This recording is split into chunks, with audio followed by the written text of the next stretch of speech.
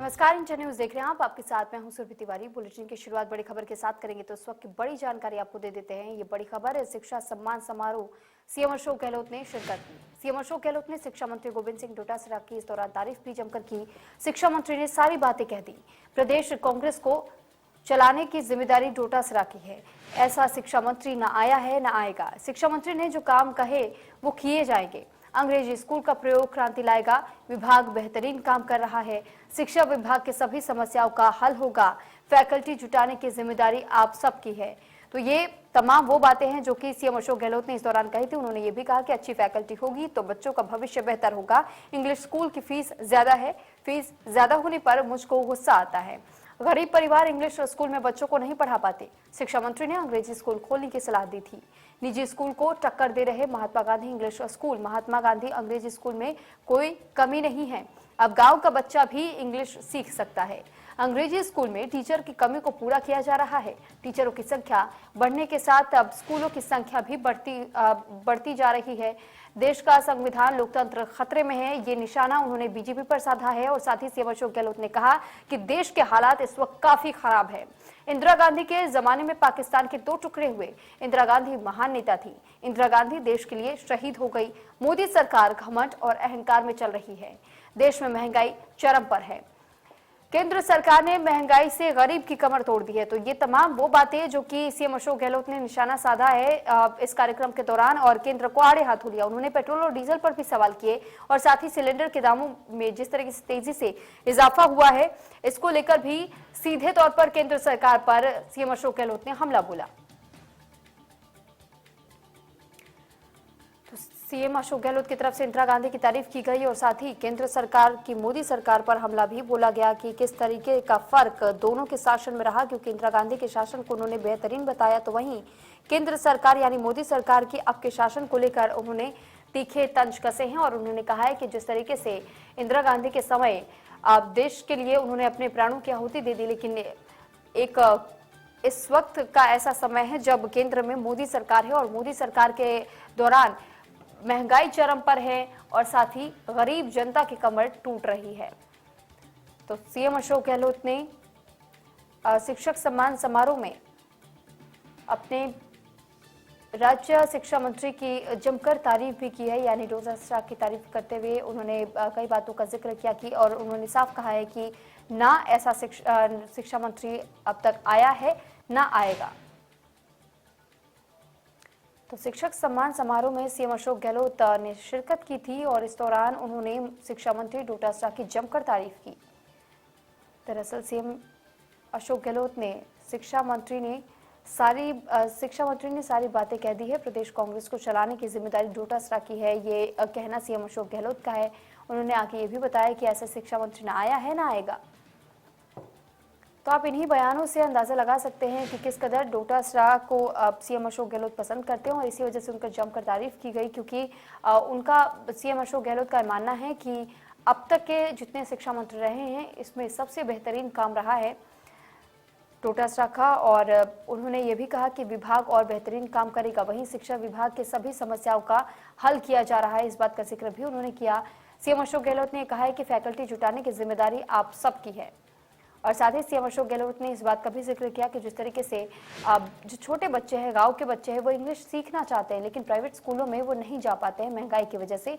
और इसी वजह से जब डोटासरा ने सीएम अशोक गहलोत से दरख्वास्त की थी और अपील की थी एक इंग्लिश स्कूल खोलने की, तो महात्मा गांधी इंग्लिश स्कूल बनाया गया और अब बच्चे वहां जाते हैं, पढ़ते हैं और अब वो भी अच्छे से इंग्लिश सीख सकते हैं। इस बात का जिक्र भी उन्होंने किया और इसके बाद उन्होंने इंदिरा गांधी की तारीफ की। उन्होंने बताया कि कैसे इंदिरा गांधी ने देश के लिए अपने प्राणों की आहुति दे दी थी, देश के लिए कुर्बान कर दी थी उन्होंने अपनी जान। और लेकिन वही देश का संविधान और लोकतंत्र आज खतरे में है। देश के हालात काफी खराब सीएम अशोक गहलोत ने बताए। इस समय पाकिस्तान के बंटवारे का जिक्र भी उन्होंने किया कि इंदिरा गांधी के दौरान बंटवारा हुआ था, पाकिस्तान का दो टुकड़ों में बंट गया था पूरा देश, लेकिन अब जिस तरीके की सरकार चल रही है ऐसे में केंद्र सरकार पर उन्होंने हमला बोला।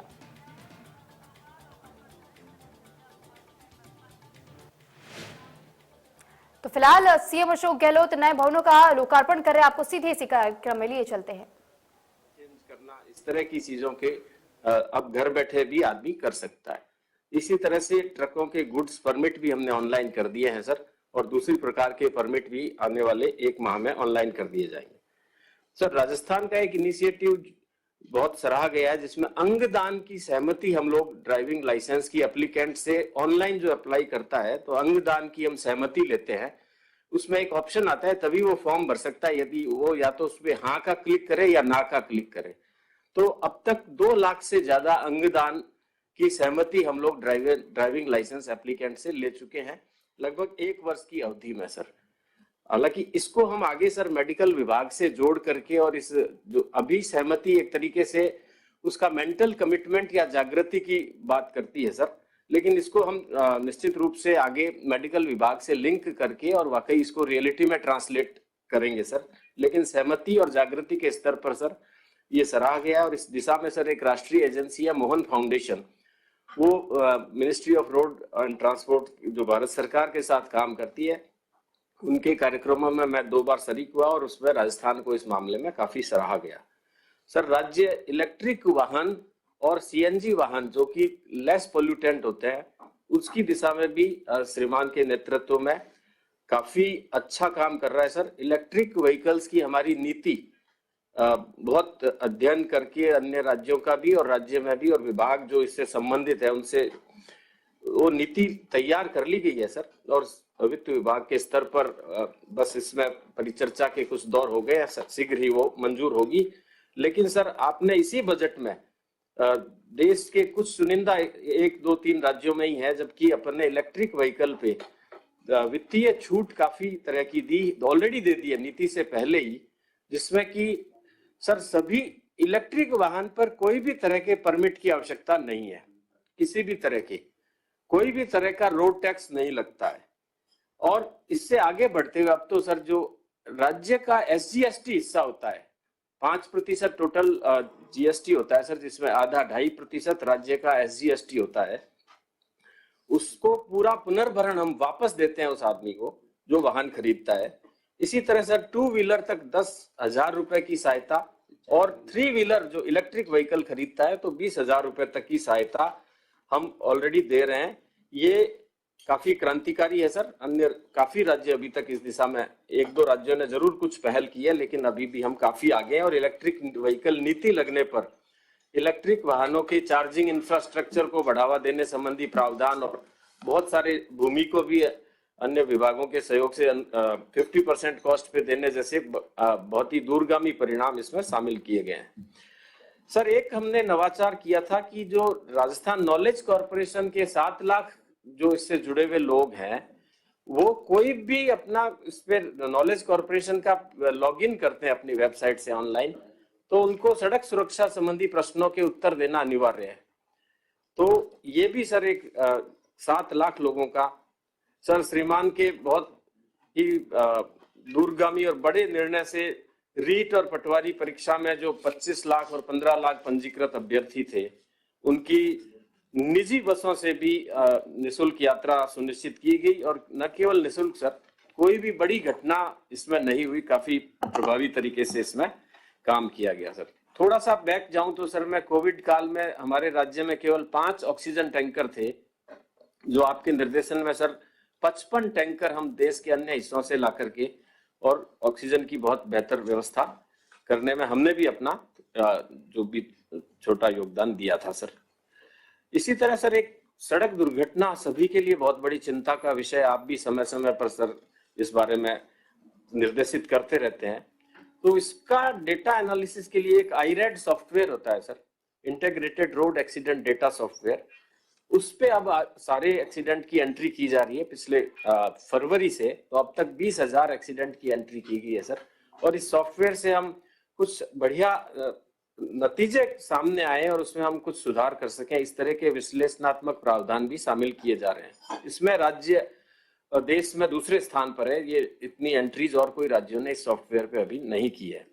हमने सर एक छोटा पहल करते हुए, जब कोविड काल में एम्बुलेंस में जो GPS डिवाइस, ताकि उसकी लोकेशन ट्रैकिंग हो सके और किसी भी यूजर को कोई उसके साथ शैतानी ना हो, इसलिए ये करीब 3500 से ज्यादा हम एम्बुलेंस में व्हीकल लोकेशन ट्रैकिंग डिवाइस लगा चुके हैं सर।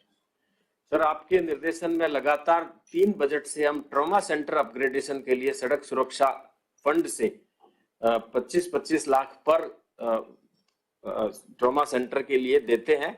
अब तक हम ऐसे 100 ट्रॉमा सेंटर के लिए 25 करोड़ रुपए चिकित्सा विभाग को दे चुके हैं सर, और उसमें विभिन्न स्तरों पे ट्रॉमा सेंटर के अपग्रेडेशन का काम चल रहा है सर। और एसएमएस में सर एक स्किल लैब एक्सीडेंट के लोगों को किस तरह से ट्रीट किया जाना चाहिए, एक बहुत ही आधुनिक मैं अनुरोध भी करूंगा अगर कभी वहां आप पधार सके तो, बहुत अच्छी लैब हमारे फंडिंग से एसएमएस ने बनवाई है जो ट्रॉमा सेंटर के अंदर है सर। फील्ड की मशीनरी को हमने एक हैंडहेल्ड पीओएस मशीन 312 मशीन हमारी फ्लाइंग स्क्वाड को दी है, ताकि अब जो है वो चीजें कागज पे ना होकर के और इलेक्ट्रॉनिक डिवाइस और उसको एक सॉफ्टवेयर से ही चालान से हमने जोड़ा है।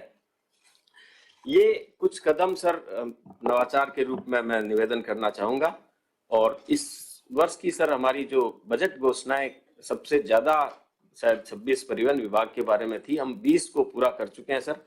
2 घोषणाएं जो रोडवेज की ग्रामीण बस सेवा और कुछ नए बस डिपो बनाने की है, उनमें थोड़ी सी कठिनाई है, और 1-2 हमारी भी बड़ी घोषणाएं हैं सर। उनकी सभी क्षेत्रों में सर हमने भर्तियों के लिए भी बहुत आपसे अभी नियमों में संशोधन करा के और सब उप निरीक्षकों के इंटरव्यू हटाने के नियम संशोधन कैबिनेट से करवाकर सर हम अर्थना भेज चुके हैं, रिक्वेस्ट भेज चुके हैं, और हमने इसको परस्यू भी कर रहे हैं कि भर्तियां भी जल्द से जल्द हो, ताकि 197 का हमें मैन पावर मिल सके।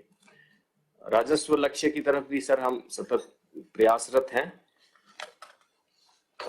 श्रीमान के निर्देशन में रोडवेज के सुदृढ़ीकरण के भी अभी बहुत बड़े निर्णय लिए गए। 214 करोड़ की राशि उपलब्ध भी कराई जा चुकी है, और 3 साल के भुगतान भी जो पेंशन और उनके रिटायर्ड एम्प्लॉइज के हैं वो हो चुके हैं, जो 2016 का था सर, जो 19 तक पहुंच चुके हैं।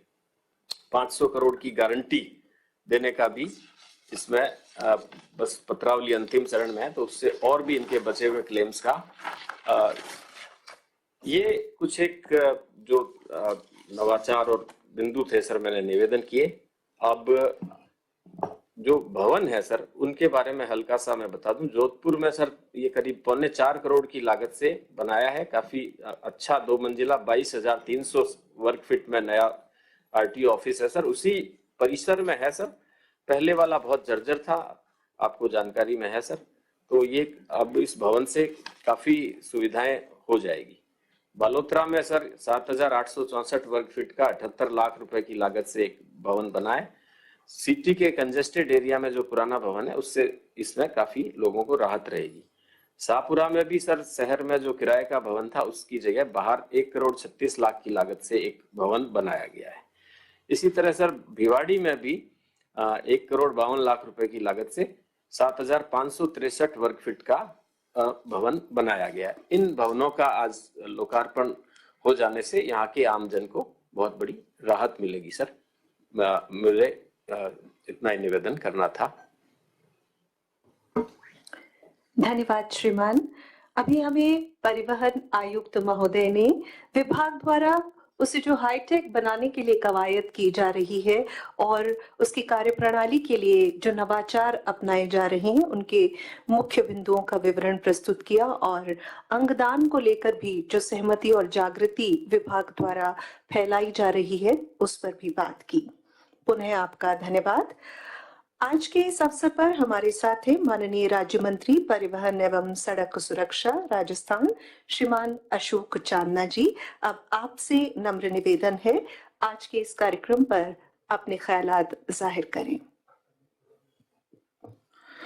जोधपुर, बालोतरा, शाहपुरा और भिवाड़ी परिवहन कार्यालय के उद्घाटन कार्यक्रम में जन जन के लोकप्रिय मुख्यमंत्री जननायक आदरणीय अशोक गहलोत जी, कैबिनेट मंत्री और इस विभाग को चमकाने वाले बड़े भाई प्रताप सिंह जी, समस्त इस कार्यक्रम में जुड़े हुए हमारे अधिकारीगण, जनप्रतिनिधिगण, ये बड़ी खुशी की बात है कि कोविड के कारण जो एक चक्का रुका था और एक सब लोग कयास लगा रहे थे कि कोविड के बाद में शायद विकास कार्य में किसी प्रकार की बाधा आएगी, लेकिन निरंतर माननीय मुख्यमंत्री जी आपके नेतृत्व में निरंतर हमने देखा कि किसी प्रकार की बाधाएं नहीं आई, और आज का ये कार्यक्रम भी उसी माला के अंदर एक मोती पिरोया जा रहा है। राजस्थान के लोगों को, जैसा कि हमारे अधिकारीगण ने बताया, कि निरंतर हमारा डिपार्टमेंट ऑनलाइन सर्विसेज के ऊपर पारदर्शिता के लिए काम कर रहा है। इलेक्ट्रिक कार्स का प्रचलन बढ़े हमारे समाज के अंदर, ताकि जो कस्टमर है उसको कॉस्ट इफेक्टिव उसकी आज हम देख रहे हैं सर कि 100 रुपए से ऊपर डीजल पहुंच गया है, 110 से ऊपर पेट्रोल पहुंच गया है, और उसके अंदर 1 रुपए 2 रुपए प्रति किलोमीटर के ऊपर इलेक्ट्रिक कार की कॉस्ट आ रही है। तो इंडियन कस्टमर जो है उसके लिए ये इलेक्ट्रिक कार एक वरदान के रूप में साबित होगा, और इसके प्रचार प्रसार के लिए हमारा डिपार्टमेंट निरंतर काम कर रहा है। पूर्व में रोड सेफ्टी को लेकर एक बहुत बड़ा सवाल हमेशा से रहा है, और इसके ऊपर भी विभिन्न कार्यक्रम, विभिन्न योजनाएं, training centres, skill centres, trauma centres में योगदान डिपार्टमेंट दे रहा है। तो आपकी भावना के अनुरूप और आपके नेतृत्व में हमारा विभाग निरंतर जनता की सेफ्टी के लिए और पारदर्शिता के लिए ऑनलाइन सर्विसेज और कॉस्ट इफेक्टिव ट्रेवलिंग के लिए इलेक्ट्रिक कार्स के ऊपर निरंतर हम लोग काम कर रहे हैं। माननीय मुख्यमंत्री जी, एक युवा होने के नाते राजस्थान के युवाओं की भावना को भी आप तक पहुंचाना बहुत जरूरी है। इस बार जो रीट के अंदर आपके नेतृत्व में एक शानदार परीक्षा का आयोजन हुआ और जल्दी समय पर ही उनके रिजल्ट आउट हुए, राजस्थान के युवाओं की तरफ से जो लाखों युवाओं ने इसमें भाग लिया, उसके लिए हमें मिलते हैं। हम किसी भी जिले में जाते हैं, अभी कई जिलों में स्कूली खेल हो रहे हैं, तो उसके स्कूली खेल कराने के लिए मुझे कई जिलों में बुलाया जाता है, मैं वहां जाता हूं। वो लाखों की तादाद में युवा, मुख्यमंत्री जी पहली बार कह रहे हैं कि हमने ऐसा कभी नहीं देखा कि समय पर एग्जाम हो जाए, समय पर रिजल्ट आ जाए। तो युवाओं के अंदर एक बढ़िया उत्साह है कि इस बार निश्चित रूप से हम कहीं 8-8, 9-9 साल तक घूमेंगे नहीं, हमारी भर्तियां समय पर हो जाएगी। मैं एक और आपको बधाई देकर अपनी बात खत्म करूंगा। उसको कहना बहुत जरूरी है, क्योंकि वो मेरे कहने नहीं कहने से कोई फर्क नहीं पड़ेगा, लेकिन पिछले 1.5 साल तक निरंतर कोविड के अंदर जो माननीय मुख्यमंत्री जी आपने बिना रेस्ट किए इस जनता की सेवा करी है, आपकी पूरी टीम, हमारे अधिकारीगण, जिन्होंने कोविड की दूसरी लहर में, मैं समझता हूं कि भारत में एक मॉडल नहीं, पूरी दुनिया में मॉडल कायम किया। और उत्तर प्रदेश, दिल्ली, हरियाणा, मध्य प्रदेश के मरीज भी हमारे राजस्थान में आते थे। ऐसी कोविड व्यवस्था जो पिछले 1.5 साल आपने मेहनत करके करी, और उसके ऊपर मैं तो आपकी पार्टी का मंत्री हूं, तो शायद मेरी तो बात को कोई विश्वास करे नहीं करे, लेकिन जनता ने जो इस बाई इलेक्शन में उसके आपके 1.5 साल के कार्यकाल और कोविड की व्यवस्था और सेवा के लिए जो एक मोहर लगाई है, उसके लिए मैं भी इलाके में रहा और मुझे पता है कि हम यही कहते थे लोगों को कि कोविड में किस प्रकार की आपकी सेवा हुई। माननीय मुख्यमंत्री जी, बजट जो आपने इस साल दिया, ये 2 मुख्य मुद्दे रहे कि जनता में एक उत्साह है और लोग आपके कार्यकाल को सदैव याद रखेंगे, और पहली बार ऐसा लग रहा है, वरना पूर्व में हमने बहुत राज देखे हैं कि जिनकी 6-6 महीने, 8-8 महीने में, साल भर में जनता मानस बना लेती थी कि इससे हम संतुष्ट नहीं। पहली बार है, निरंतर हम देख रहे हैं कि जिस प्रकार से आपने गरीब को गणेश मानकर सेवा करी है, जनता उसको मान भी रही है। जनता से एक बार पहले 2013 में गलती हुई थी, हम लोगों के बीच में जाते थे और वो हमको कहते थे कि अशोक गहलोत जी ने तो हमारे को पेंशन दी, मुफ्त दवा दी, मुफ्त योजनाएं दी, लेकिन हमसे गलती हो गई और हम इस बार ऐसी कोई गलती नहीं करेंगे। जो सेवा करेगा, जो काम करेगा, हम उनके लिए हमेशा खड़े हैं। तो आपके लिए माननीय मुख्यमंत्री जी, मैं समस्त उन युवाओं की तरफ से जो हमें पिछले 15-20 दिन के दौरान हमको मिले और वो अपनी धन्यवाद आपको प्रेषित करना चाहते थे, उन सब की तरफ से मैं आपको बहुत बहुत धन्यवाद देना चाहता हूं। इतना ही कहना चाहता हूं। धन्यवाद। धन्यवाद माननीय राज्य मंत्री महोदय का। जैसा कि अभी आपने बताया कि यूं भी ये विभाग, परिवहन विभाग अहम है, क्योंकि ये सीधे तौर पर जनता से जुड़ा हुआ है। और अभी जो हाल ही में परीक्षाएं हुई, उसके लिए जो अभ्यर्थियों के लिए परिवहन विभाग द्वारा अभूतपूर्व पहल की गई और फ्री बस सेवा उन्हें प्रदान की गई, उसका ब्यौरा भी आप सभी के समक्ष आपने पेश किया। आपको बता दें कि आप पर युवा मामले, खेल विभाग, सैनिक कल्याण और कौशल नियोजन का भी दायित्व है, और आपने खेल कुंभ की सौगात देकर और ग्रामीण ओलंपिक की तैयारियां कर भी यहाँ बहुत ही सकारात्मक पहल की है। कार्यक्रम में उपस्थित है हमारे साथ माननीय मंत्री महोदय परिवहन एवं सड़क सुरक्षा श्रीमान प्रताप सिंह खाचरियावास जी। आप सभी जानते हैं कि वो अपने जुझारू नेतृत्व के लिए जाने जाते हैं और इसके अलावा भी आप सड़क सुरक्षा के प्रति अपनी जागरूकता और गंभीरता दर्शाते हुए गुड समरिटन के भी अनेक उदाहरण प्रस्तुत कर चुके हैं। आमंत्रित करते हैं आपको आज के कार्यक्रम में उद्बोधन के लिए माननीय मंत्री महोदय।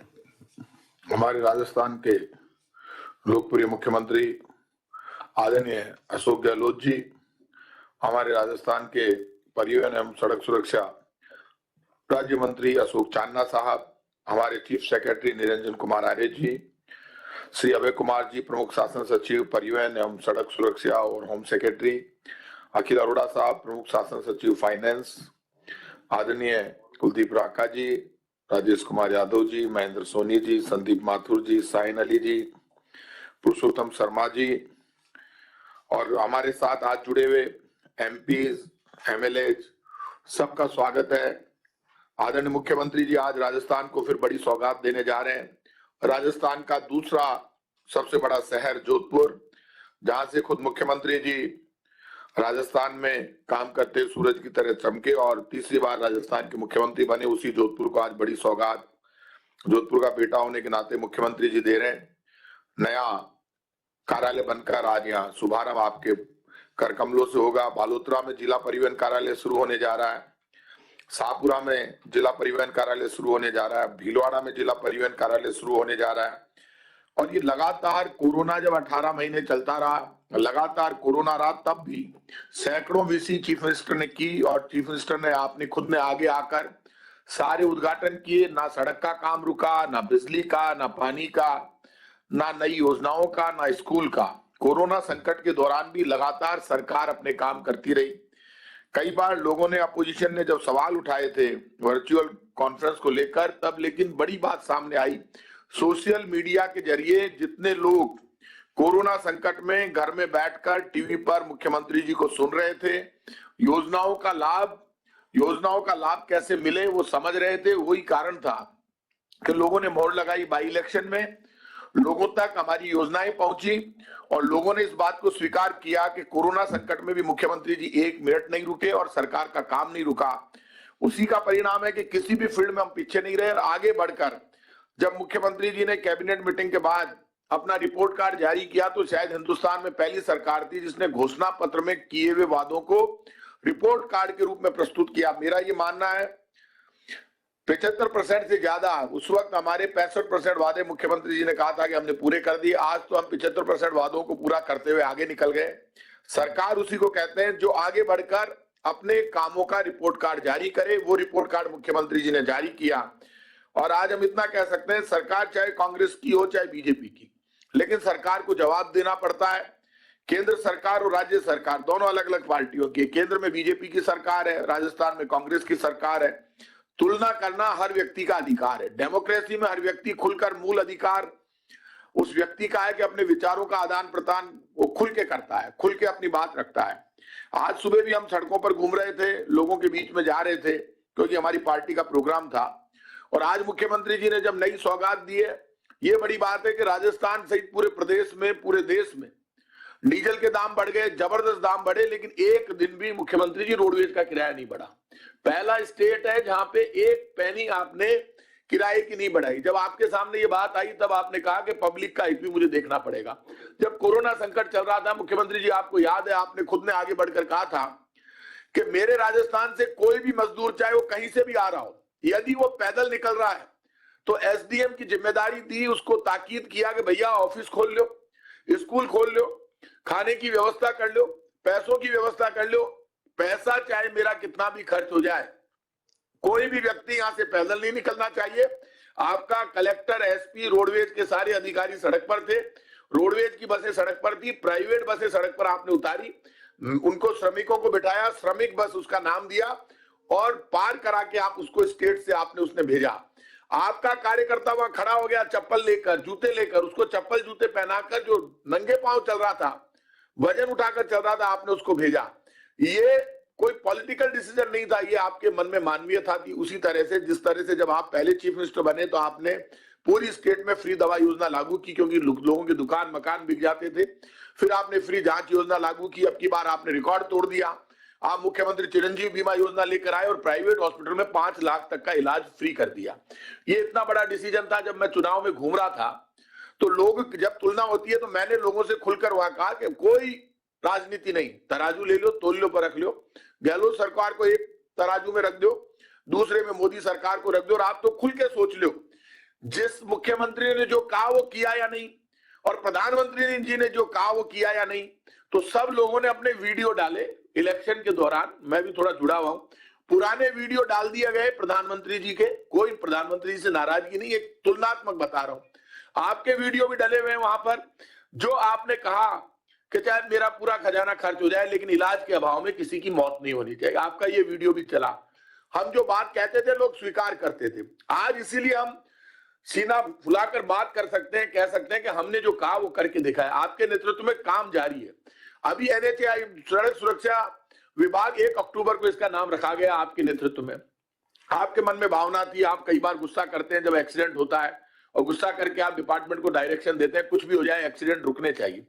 हमने सड़क सुरक्षा को लेकर मीटिंग की और उसमें चांदना जी, अभय कुमार सिंह जी सब उपस्थित थे, सोनी जी, और वहां पर भी जो आंकड़े प्रस्तुत हुए उसमें मुख्यमंत्री जी, आप जब भी प्रधानमंत्री जी से बात करें सारे आंकड़े सामने आ गए। National highway authority of India को सख्त होना पड़ेगा। मैंने गडकरी जी से भी रिक्वेस्ट की, सड़क सुरक्षा इसलिए फेल हो रही है, सबसे 70% दुर्घटनाएं हाईवेज पर हो रही है, और उसका कारण ये है कि NHAI जो हाईवेज बना रही है उनका जो टाइम लिमिट रखती है उससे 5-5 गुना टाइम लिमिट में नहीं हो रहे।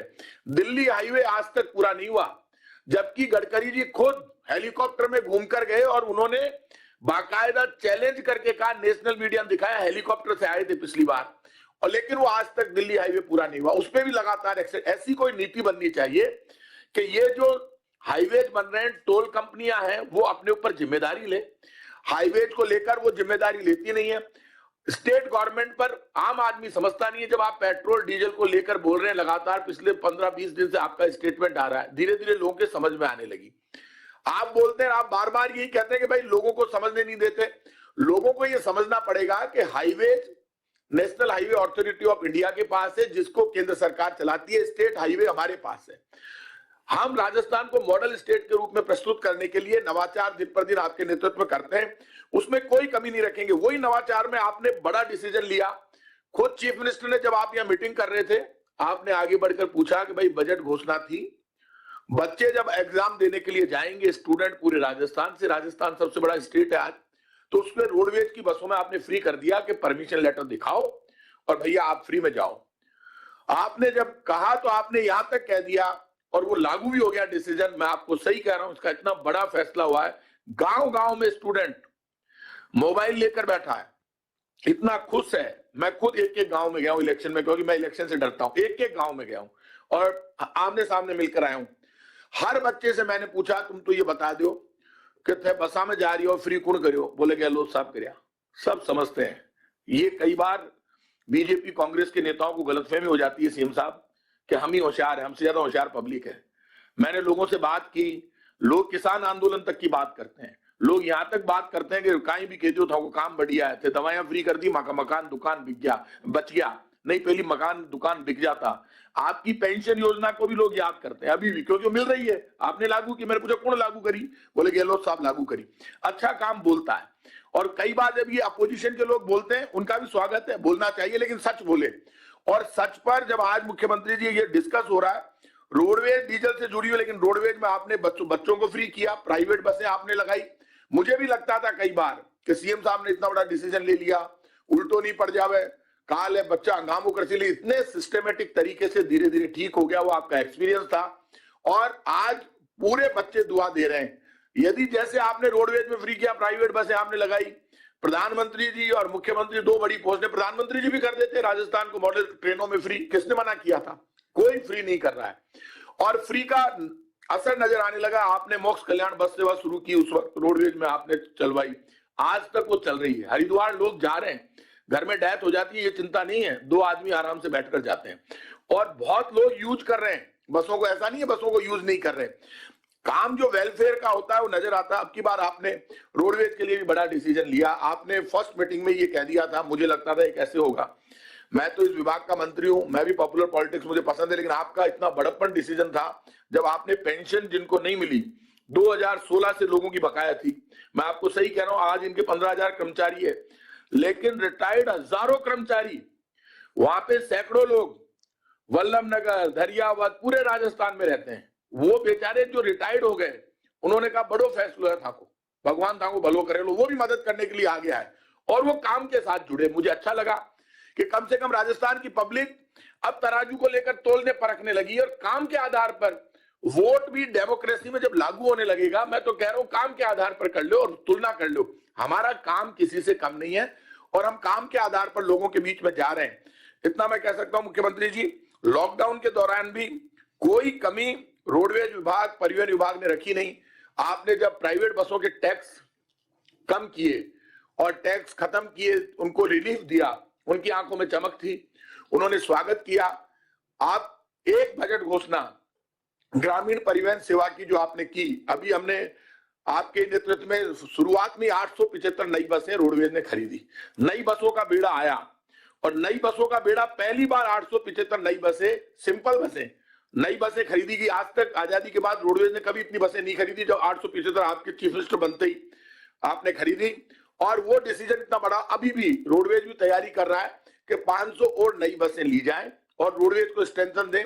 ग्रामीण परिवहन सेवा का जहां तक सवाल था, कोरोना के कारण वो लेट हो गई। आप ही ने पहले ग्रामीण परिवहन सेवा शुरू की थी, लेकिन बीच में सरकार जब बीजेपी की बनी, वो परिवहन सेवा बंद हो गई। उस पर भी तैयारी है और उस पर भी हमें उम्मीद है कि हम जल्दी से जल्दी उसमें भी बहुत अच्छा काम कर पाएंगे। परिवहन विभाग का जहां तक सवाल है मुख्यमंत्री जी, इस वक्त परिवहन विभाग को लेकर आरटीओ के लोग भी, रोडवेज के लोग भी, प्रशासन गांवों के संग और शहरों के संग अभियान में बैठे हुए हैं। आपने वहां पे अधिकतर विभाग बिठाए, आप खुद मॉनिटरिंग करने के लिए सब जगह जा रहे हैं, उससे भी लोगों में उत्साह है। हम लोग भी, आप जितना फास्ट निकले इस बार, उसकी चर्चा पूरे राजस्थान में है। और मुझे आपका जो अखबार में आज जो तरीका है, लोगों ने अखबार की कटिंग काट ली है। आपका आज भी एड, प्रशासन गाँव के संग शहरों के साथ अभियान जो एड आ रहा है, उसका ये फायदा, कल सुबह 7:45 बजे मेरे यहाँ लोग आ गए, मुझे फोन किया कि मैं बाहर खड़ा, मैं तो मायन आ जाओ। उन्होंने आके मुझे पढ़ाया, देखो साहब इतनी छूट दे दी मुख्यमंत्री जी। मैंने कहा दे दी कि साहब मान नहीं रहे। मैं चिंता मत करो, 2 मुख्यमंत्री हैं, खुद निकल गए। जहां नहीं करे उनको कह दो, आप लोकल एमएलए से बात कर लो, अधिकारी से कर लो, फिर भी नहीं हो आप मेरे पास आ जाओ। जो छूट मुख्यमंत्री जी ने दी है वो मुख्यमंत्री जी को लागू करवाना आता है, क्योंकि ये कैबिनेट में डिसीजन जो हो गए, मुख्यमंत्री जी ने जो कह देते हैं वही सरकार में लागू होता है।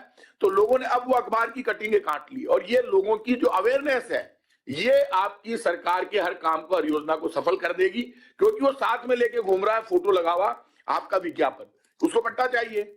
उसको आपने नया अधिकार दे दिया कि मेरे को तो मेरा हक मिले, तो वो हकलेसी, और वो अगला पट्टा हाथ में लेके घूम रहा है उसको कि ये डिसीजन है साहब मुख्यमंत्री, ये पॉइंट पे ये लिखा हुआ है, इसका जवाब दे दो। जब जनता इतनी जाग जाए, तो सोशल मीडिया का जमाना है, फिर उसको काम कराने से कोई रोक नहीं सकता। मुख्यमंत्री जी, आपके नेतृत्व में परिवहन एवं सड़क सुरक्षा विभाग अपनी तरफ से आपके द्वारा किए गए नवाचारों को, आज तो ये 4 ऑफिसों का उद्घाटन है, हम सब टीम भावना के रूप में आपके नेतृत्व में जी जान लड़ा देंगे। लेकिन हम आपसे प्रॉमिस करते हैं, जो आपकी भावना है, राजस्थान नंबर 1 स्टेट बने वेलफेयर और विकास के मामले में, मुझे भरोसा है कि राम राज्य की लोग सिर्फ बात करते हैं, लेकिन राम राज्य का अर्थ है जन कल्याण और विकास। उस रास्ते पर हम चल रहे हैं और मुझे पक्की उम्मीद है कि आपके नेतृत्व में जो आपने घोषणा पत्र जारी किया था, उसके अनुसार 75% से ज्यादा वादे पूरे हो गए। आपने जो बजट दिया बड़ी सोच के साथ, इस बार तो आपने एक अनाउंसमेंट नया कर दिया कि किसान के लिए मैं अलग से बजट दूंगा। आपकी सोच के अनुसार हम सब मिलकर काम करेंगे, कोई कमी नहीं रखेंगे। मुझे भरोसा है आपके नेतृत्व में राजस्थान आगे बढ़ेगा और जिस तरह से जनता आपको आशीर्वाद दे रही है, निश्चित रूप से आपके नेतृत्व में हम लगातार काम करते रहेंगे। आपको धन्यवाद। जय हिंद। आभार माननीय मंत्री महोदय का। आपने अभी बताया कि बुलंद तरीन, बेहतरीन कल की ओर बढ़ने लगा है राजस्थान, और ये निरंतर संवाद का ही परिणाम है कि प्रदेशवासियों का प्रबल विश्वास है अपने शीर्ष नेतृत्व में, अपनी सरपरस्ती में कि ऑनरेबल सीएम साहब के साथ हम हमेशा हैं और प्रदेशवासियों को ये लगता है कि हमेशा उनकी सरपरस्ती है। अब आज के इस कार्यक्रम के बहुप्रतीक्षित क्षण, जी हाँ, लोकार्पण और शुभारंभ कार्यक्रम। उससे पहले लोकार्पण किए जाने वाले कार्यक्रमों के संक्षिप्त विवरण के कुछ बिंदु आपके समक्ष प्रस्तुत हैं। आज के इस कार्यक्रम में जोधपुर प्रादेशिक परिवहन कार्यालय भवन का लोकार्पण होगा। इसके अतिरिक्त जिला परिवहन कार्यालय बालोतरा, शाहपुरा और भिवाड़ी का भी लोकार्पण होगा। प्रादेशिक परिवहन कार्यालय जोधपुर के नवीन भवन का 3 करोड़ 78 लाख रुपए की लागत से निर्माण किया गया है। इस भवन में 22,300 स्क्वायर फीट नवीन क्षेत्र बनाया गया है। प्रादेशिक परिवहन कार्यालय में वाहनों के पंजीकरण, लाइसेंस, फिटनेस, परमिट और अन्य सुविधाएं उपलब्ध करवाई जाएंगी। बालोतरा जिला परिवहन कार्यालय के नवीन भवन का 78 लाख रुपए की लागत से निर्माण किया गया है। इस भवन में 7,864 स्क्वायर फीट नवीन क्षेत्र निर्मित किया गया है।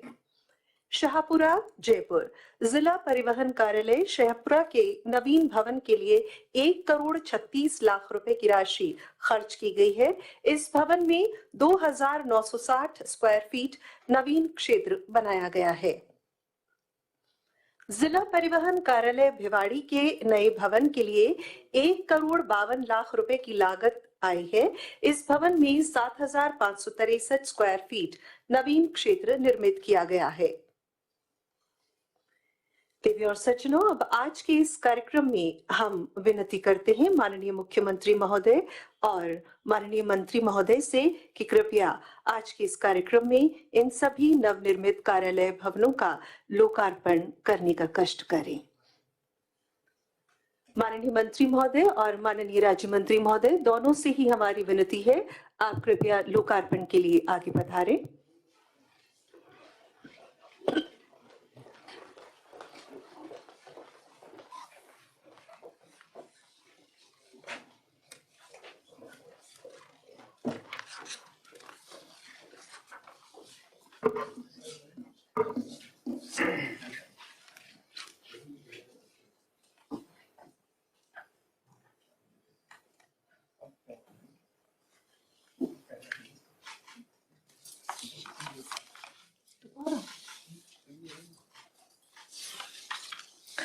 प्रादेशिक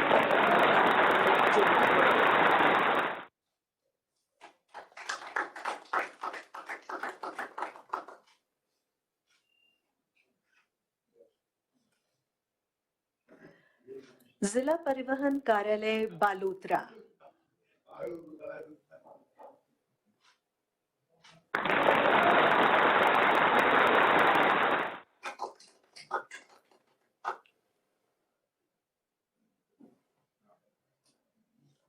जिला परिवहन कार्यालय शाहपुरा जयपुर।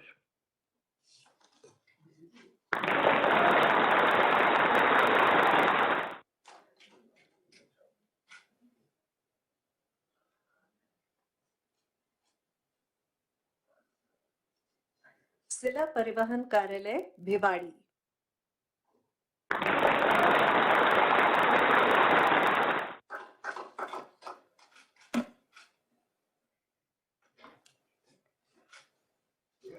सभी का बहुत बहुत आभार।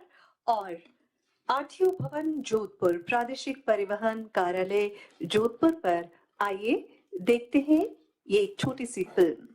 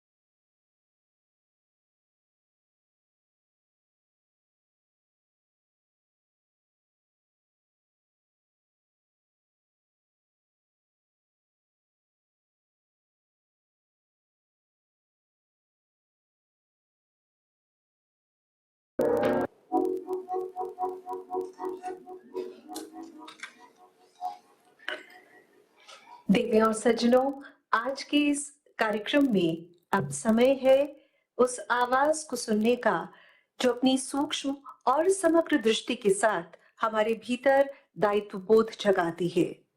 उस आवाज को सुनने का समय है जो हमें दायित्वशील बनने के लिए प्रेरित करती है। बहुत ही सम्मान और आदर के साथ आग्रह है हमारा माननीय मुख्यमंत्री महोदय से कि आज के इस कार्यक्रम में कृपया अपने प्रेरक उद्बोधन से हम सभी का उत्साहवर्धन और मार्गदर्शन करें। माननीय मुख्यमंत्री महोदय।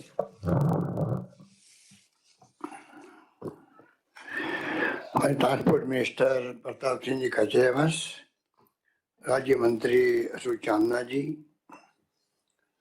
हमारे यहाँ उपस्थित विधायकगण Manisha Parmar ji, Sandeep Yadav ji, Alok Beniwal ji, Madan Prajapat ji, Ruparam ji, chief secretary Niranjan Arya ji, principal secretary गृह यातायात Abhay Kumar ji, principal secretary finance Akhil Arora ji, commissioner transport Mahendra Soni ji, chief engineer PWD Sandeep Mathur ji, जनसंपर्क अधिकारी जी और तमाम उपस्थित संभाग आयुक्त, कलेक्टर्स, आरटीओ, डीटीओ, परिवहन विभाग के अधिकारी और तमाम जनप्रतिनिधिगण, मुझे बहुत पसंद था कि आज जोधपुर में और साथ में बालोतरा, शाहपुरा, भिवाड़ी में डीटीओ और आरटीओ कार्यालय के लोकार्पण संभव हुए। जैसा भी मेरे पूर्व में मंत्री जी ने और राज्य मंत्री जी ने, कमिश्नर ने जो स्थिति बताई है, इसमें कोई दो राय नहीं कि राजस्थान के ट्रांसपोर्ट विभाग ने भी और रोडवेज ने भी विशेष रूप से तभी कोरोना काल में अद्भुत कार्य किया। पूरे देश के अंदर हम गर्व के साथ कह सकते हैं कि जब पूरे मुल्क में लोग पैदल चल रहे थे, लोग चिंतित थे कि पता नहीं कितने लोग मर गए रास्ते के अंदर, क्या पैरों में छाले पड़ गए, उस वक्त में राजस्थान की रोडवेज ने बहुत बड़ा नाम कमाया।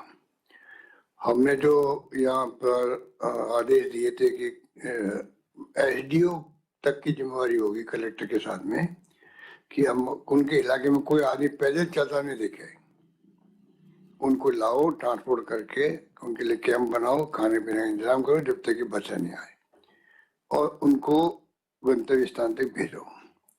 हमारे बसें अगर केरला तक गई हो, बेंगलोर तक गई हो, आसाम तक गई हो और बिहार तक गई हो, ये मैं उदाहरण दे रहा हूँ कि पूरे बम्बई से लगा के अहमदाबाद और कहाँ नहीं गई होगी, सब जगह रोडवेज की बसें गई लेके लोगों को, और लेके आई भी थी, साथ के अंदर लेके आई भी थी। तो बहुत बड़ा काम और ऑर्गेनाइज करना बड़ा काम होता है। तो उस वक्त में राजस्थान में कोई भी जगह पर वो नौबत नहीं आई कि लोग पैदल चलते दिखे, हमें दिखे भी, वरना टीवी वाले और सब जगह मालूम पड़ता तो वे कितने लोग पैदल चल रहे हैं।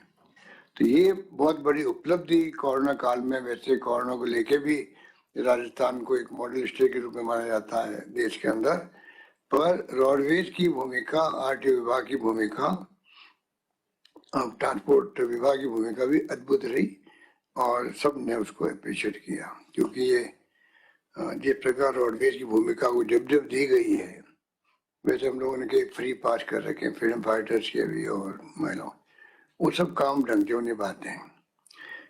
फाइनेंशियली प्रॉब्लम भी रहती है उनको।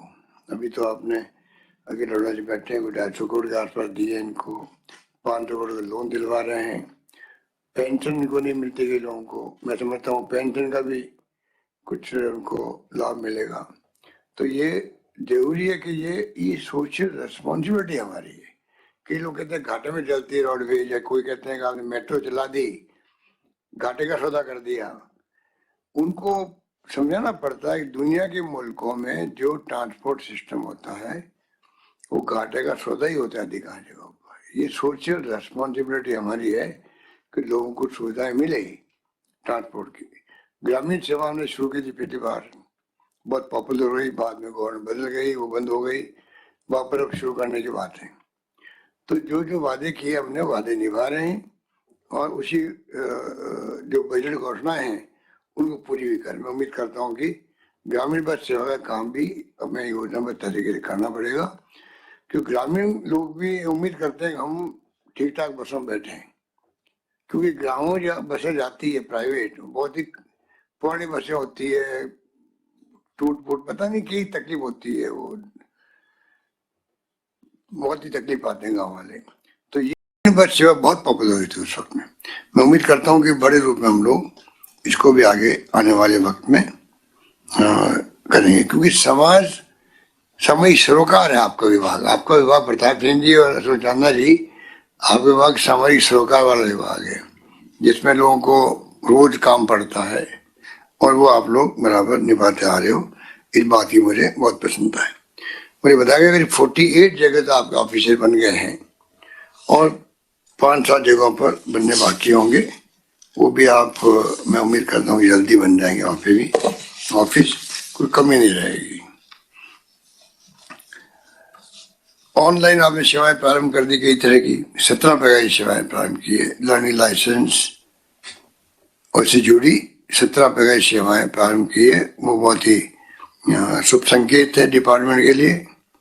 और परमिट और टैक्स की जो नो ड्यू सर्टिफिकेट होते हैं वो भी ऑनलाइन कर दिए हैं, घर बैठे लोग प्राप्त कर सकते हैं। सड़क सुरक्षा का जो मामला है उसको हमें प्रायोरिटी देनी चाहिए। टॉप मोस्ट डिपार्टमेंट, बाकी तो लाइसेंस बनते हैं, परमिट बनते हैं, आप सब कुछ देते हैं, बड़ा काम है, ड्राइविंग लाइसेंस देते हैं, परंतु ये सब बातें तो जुड़ी हुई है। अगर ड्राइविंग लाइसेंस में हम कॉम्प्रोमाइज करेंगे देने में तो एक्सीडेंट बढ़। अगर बसों का या गाड़ियों का अगर हम जो देते हैं सर्टिफिकेट, उनको फिटनेस सर्टिफिकेट देते हैं और उसमें अगर गड़बड़ होगी तो भी एक्शन बढ़ेंगे। पीडब्ल्यू की सड़कें अगर बनी हैं उसमें डिफेक्ट होगा तो एक्सीडेंट होंगे। तो एक्सीडेंट की जिम्मेवारी नहीं हो, ये डिपार्टमेंट की, अपने डिपार्टमेंट।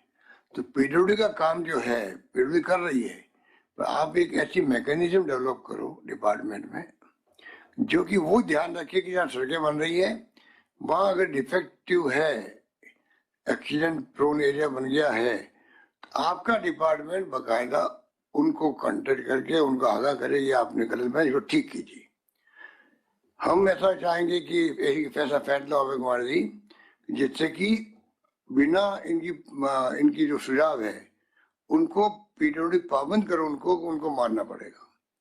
एक्सपर्टाइज इनके पास होनी चाहिए, एक्सीडेंट नहीं हो। हालांकि उनके इंजीनियर्स हैं, इंजीनियर समझदार होते हैं, इंजीनियर जानते भी हैं, पर कई जगह कई बार उनकी प्रायोरिटी नहीं है। वो प्रायोरिटी आप विभाग की है कि आपका विभाग लोगों की जान बचाए। और मुझे बहुत दुख होता है, 2-2.5 लाख लोग मर रहे हैं देश के अंदर एक साल। 2-2.5 लाख किसे कहते हैं? कोरोना मरे होंगे 8 लाख 2 साल में, और 2-2.5 लाख प्रति साल मरते हैं अगर एक्सीडेंट में, तो फिर क्या आप बता दीजिए, थोड़ा बहुत ही फर्क है। तो ये हमें विभाग, बाकी सब काम चलता रहेगा, कुछ कमियां भी होगी, ठीक भी होंगे, करते जाएंगे, चलता रहता है। पर जो आपके ये फिटनेस के जो सेंटर बने होते हैं, बड़ी बड़ी कंपनी अशोक लेलैंड की तरह है। मुझे एक बार लंदन में कहा था अशोक लेलैंड ने अशोक क्या कहलाते सरनेम में उनका, क्या नाम सर, हिंदुजा, अशोक हिंदुजा ने कहा था कि हम लोग बनाना चाहते हैं फिटनेस प्रचार। अजमेर में कहीं बनाया होगा, अजमेर में कुछ ऐसा मुझे याद है। मैं बम्बई में गया हूँ, आपके जो एक पूरा ऑफिस बना हुआ पूरा केंद्र का, पूरे क्या कहते हैं राष्ट्रीय स्तर का, वहाँ पर फिटनेस के लिए एसोसिएशन बनी हुई, एसोसिएशन। तो वो मुझे ले गए वहाँ बम्बई में, चौपाटी के पास में ऊपर, जहाँ पूरा उनके मशीनें लगी हुई है और वहाँ पे पूरा दफ्तर चला बकायदा। वो अधिकारी बाद में उनके यहाँ आए भी थे एक बार। मेरा कहने का मतलब ये, जो एक्सपर्टाइज जहाँ कंट्री में है उस एक्सपर्टाइज तक हमें पहुँचना चाहिए। राजस्थान को हम कैसे मॉडल बनाए कि हमारे 10,000 लोग मरते पर लगभग प्रति वर्ष। वो नौबत नहीं आए, मरने का आंकड़े हम कैसे कर सकें, ये हमारी टॉप प्रायोरिटी होना चाहिए। ऑक्सीजन में जान चली जाए, आप सोचिए क्या बीती थी उनके परिवार वालों पे। ट्रॉमा सेंटर बन गया, हमने 45 करोड़ दे दिए, और दे दोगे आप लोग। वो सेकेंड चीज है, मरे नहीं आदमी, ऑक्सीजन नहीं हो, उसके लिए हेलमेट की बात है, लगाए, चाहे भले वो आदमी कितने गुस्से हो, परवाह मत करो। हालांकि प्रताप भी नहीं हमारे, वो क्या कहते हैं, पब्लिक फ्रेंडली है कि नहीं तंग मत करो इनको, ध्यान रखो इनका, बहुत ज्यादा ध्यान रखते हैं। पर उनकी जिंदगी बचाने के लिए हमें थोड़ा कड़ाई करनी पड़ती है, तो करनी चाहिए कि हेलमेट से जान बच जाती है। आदमी एक्सीडेंट हो गया, टांग टूट गई, ठीक हो जाता है, पर जिंदगी तो बच गई। जिंदगी जाना किसे कहते हैं? अब बताइए, अब कल परसों एक्सीडेंट हुआ और कहीं भीलवाड़ा, कल जाजपुर में हो गया, अब बताइए 4 लोग मर गए वहां पे, वो बारात के अंदर। परसों में गए, 4 दिन पहले मैं जोधपुर गया, उतर दी खबर आई कि साहब बहुत भयंकर एक्सीडेंट हुआ है।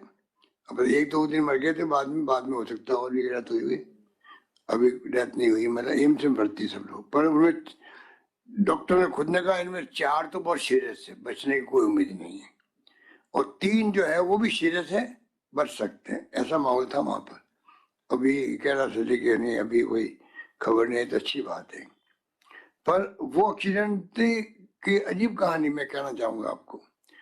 मैं गया देखने के लिए वहां, जो हमारे ये गाड़ेद्वार जितने लोग होते हैं, तो राजसमंद के लोग थे वहां, बच गए जोधपुर 20 साल पहले। सड़क किनारे काफी लंबे एरिया में, सड़क किनारे उनकी झोपड़ी बनी, वहीं रहते, वो बच्चे वहीं खेलते हैं, वहीं सब कुछ करते हैं, खाना पीना वो भी हुई है। एक गाड़ी आई, कार, पता नहीं किस कारण से, अभी उसका वीडियो में देखा बाद में, वो उसके अंदर ही घुस गई, झोपड़ी के आगे तक घुस गई। जो लोग बैठे थे वहां 10-15-20 लोग बैठे होंगे, एक तो वहीं मर गए, 18 साल का लड़का था, और बाकी लोगों को भर्ती कराना पड़ा। वही बहुत सीरियस है, मैं देख के आया कि पेशेंट को देख के आया अस्पताल में। अब मैं जो कहना चाह रहा हूँ आपको कि ये जो रोड सेफ्टी है, ये लापरवाही से, असावधानी से, या सड़क सुरक्षा के नियम हम फॉलो नहीं करते तभी होती है। अधिकांश जो ब्रेक फेल हो जाते, इसके लिए क्या करें, ये नेशनल लेवल का इश्यू है। और मेरे ख्याल में मिस्टर गडकरी ने भी जब पहली बार वो बने थे मंत्री, तो काफी उन्होंने जोश दिखाया था कि भाई ये एक्सीडेंट रुकना चाहिए। और उसने उस वक्त में लाइटिंग का, मुझे याद नहीं है, जो ये रोड लाइट्स का भी कई तरह की उसने नवाचार करने की बात करी थी।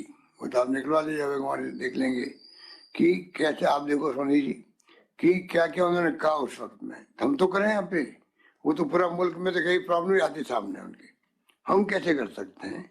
तो गडकरी जी ने काफी कुछ उस वक्त में कदम उठाए थे, मुझे अभी वो बातें याद नहीं है, जिस रोड लाइट भी आती सब आती है।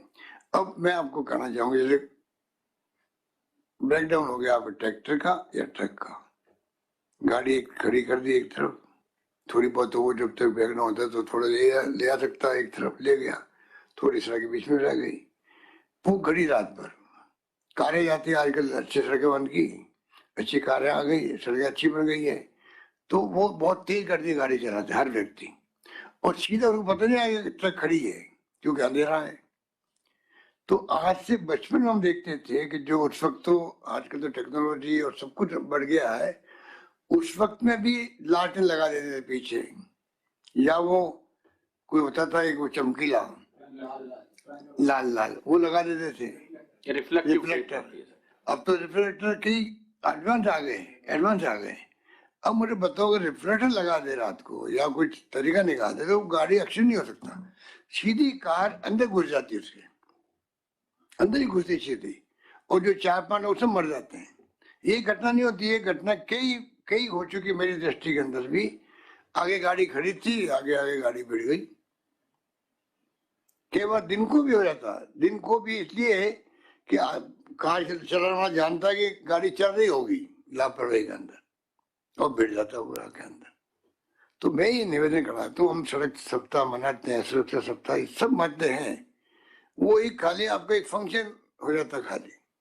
मैं चाहूंगा इसमें आपके एक सेल बने, आपके डिपार्टमेंट में कुछ सेल बने जिसमें एक्सपर्टाइज लोग हो, कंसल्टेंट हायर कर लो बाहर से, नहीं है तो वो मैं मंजूर है कि आप कंसल्टेंट हायर कर लो, उनको ग्रुप बना लो, उनका काम ही रहे कि रिसर्च करते रहे और देखे क्या क्या हमें सुधार करना है। और फिर पुलिस डिपार्टमेंट का काम भी है, ट्रांसपोर्ट का काम आपका है ये, और आपका ये पीडब्ल्यूडी का भी है।